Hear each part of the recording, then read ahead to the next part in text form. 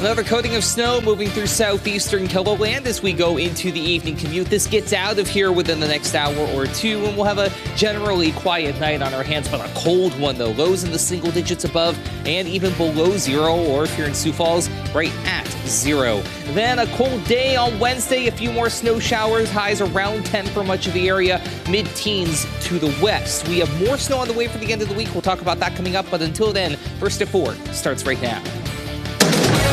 Live from Keloland Media Group. Keloland News, first at 4. Sioux Falls crews work to clear the streets before another round of snow moves in. We have an update on the plows coming up. Plus, Iowa Governor Kim Reynolds is proposing a big boost for teachers in the state. And why some are questioning a resolution in Minneapolis calling for a ceasefire in Gaza. Good afternoon, and thanks for tuning in to First at 4. I'm Don Jorgensen. And I'm Kelly Volk. The Oglala Sioux tribe currently has a lawsuit with the United States government asking for more resources for police. The tribe is seeing an influx of violence on the reservation. A huge factor that leads into that violence is drug abuse. And this is every reservation, is the amount of drugs coming through our reservations and getting embedded in our reservations, which causes crime and, of course, the drugs and the violence. So it just kind of snowballs from there.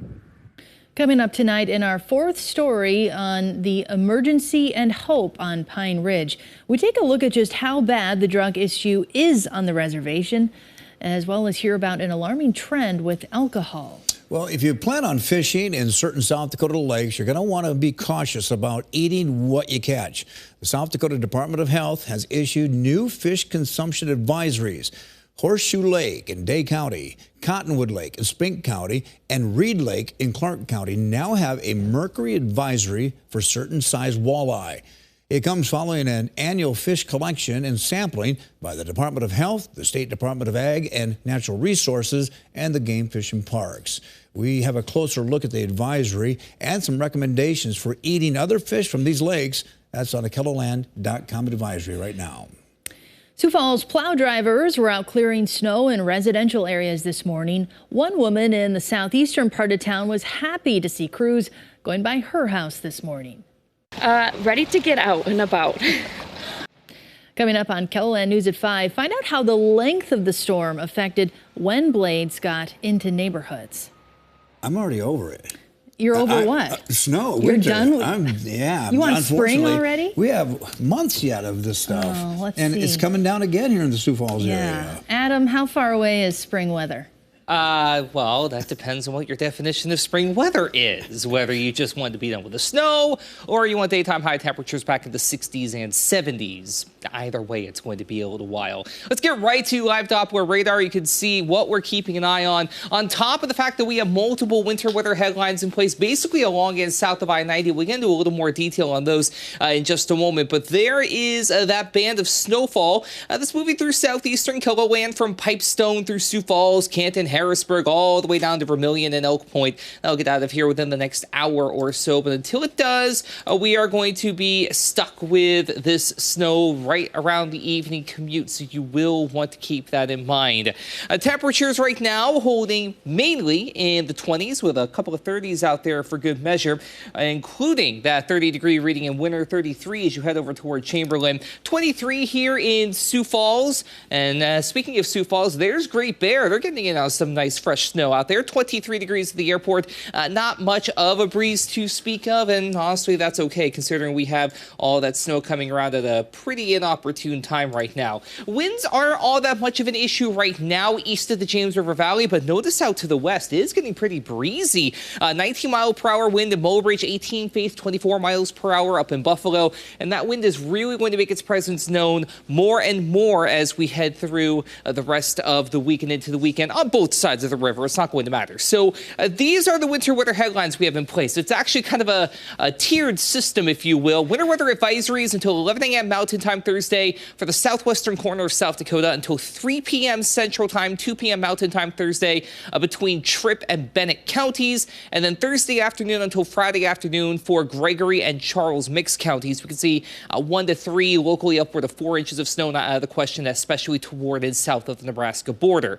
Then we get a little tricky. Yes, there is a winter storm watch in place for southeastern KELOLAND, basically along and then southeast of the I-90 corridor, including Mitchell, Sioux Falls, down to Harrisburg, Yankton, and Vermilion. But amounts are going to vary. Basically, the farther south and east you go, the more likely you are to see higher amounts of snow. We'll go into more detail on that little nuance of the watch and go through the rest of your 7-day forecast, which features a lot of colds that we really need to go into detail on as well, coming up as we head through the hour.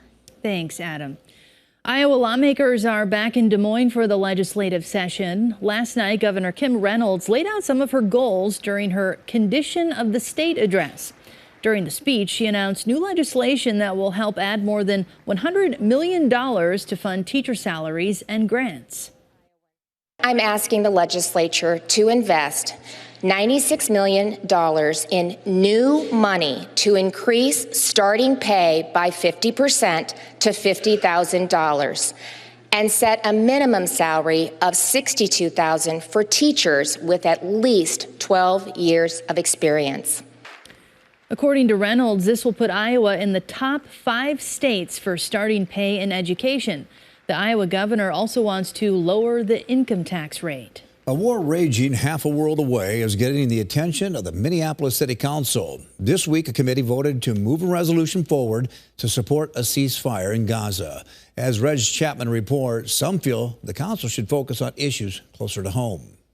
People in support of a ceasefire in Gaza made their voices heard. Ceasefire now! Ceasefire now! They clash with supporters of Israel's right to defend itself. Mr. President, You started! Both sides full of emotion. This request came at the behest of many constituents throughout our city to uplift humanity in the face of a humanitarian crisis and advocate to our federal leaders. Council members calling for a resolution say they are doing the will of the people they represent. I want to be very clear. What I see in Gaza is Israel committing a genocide. But there was one who felt this resolution is divisive and anti-Semitic. we see how personal this is. War is hell. We've been flooded with feedback from residents. Lene Palisano spoke about holding people together instead of putting words on paper that can divide.